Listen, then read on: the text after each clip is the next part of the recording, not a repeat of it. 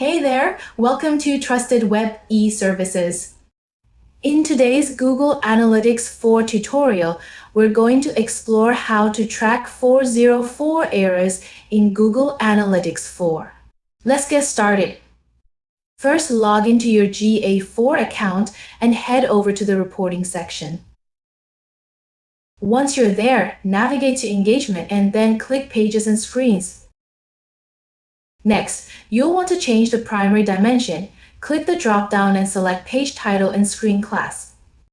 Now, click the little plus icon to add a new dimension.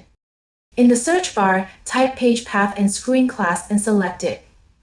This lets you see the exact URLs visitors are landing on. Here's the crucial step.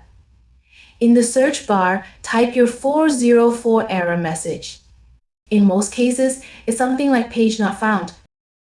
Once you hit enter, GA4 will pull up all the pages that triggered a 404 error. And that's it. You now have a detailed report showing all the 404 pages along with their URLs. From here, you can fix those broken links and improve your site's user experience. Thanks for watching. If you found this video helpful, make sure to like, share, and subscribe to Trusted Web e-Services for more actionable tutorials.